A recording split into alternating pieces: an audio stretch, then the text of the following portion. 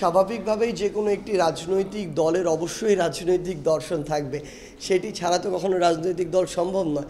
তো আমরা আমাদের জায়গা থেকে যে জিনিসটা মনে করি, হয়তো আমাদেরকে বুঝতে তাদের জায়গা থেকে হয়তো কিছু সীমাবদ্ধতা থাকতেই পারে, কিংবা আমাদেরও যদি কোনো সীমাবদ্ধতা থাকে, তারা যেন এরকম ওয়ান লাইনার না বলে যে এটা হ্যাঁ এটা না, বরং তারা যেন এটা এক্সপ্লেইন করে যে কেন আমাদের মধ্যে কেউ রাজনৈতিক দর্শন দেখতে পায়নি।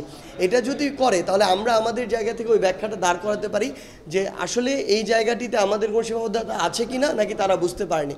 এবং আমরা আমাদের জায়গা থেকে আরেকটি জিনিস বলি যে দেখুন, মানে আমাদের মধ্যে এই রাজনৈতিক যে দলগুলো রয়েছে তাদের ভিতরে যেন এই পারস্পরিক মিউচুয়াল রেসপেক্টের জায়গাটুকু থাকে যে কাউকে বলার জন্য আমি কিছু বলছি, কাউকে আমার প্রশ্নবিদ্ধ করতে হবে বা কাউকে আমার কিছুটা হেয় করতে হবে দেখেই বলছি, এরকম যেন না হয়।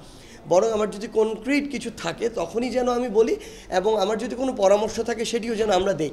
এই পরামর্শ নেয়ার এবং সীমাবদ্ধতা শোনার মতো মানসিকতা আমাদের আছে। এবং আমরা জাস্ট একটা জিনিসই আমাদের জায়গা থেকে বলি যে বাংলাদেশের অন্যান্য রাজনৈতিক দলগুলো যেন গতানুগতিক ওই বিভিন্ন সো কল্ড সমালোচনা এবং রাজনৈতিক কালচার থেকে বের হয়ে এসে আগামী দিনের তরুণ প্রজন্মের যে ডিমান্ড, ওই রাজনৈতিক কালচারগুলো ধারণ করে।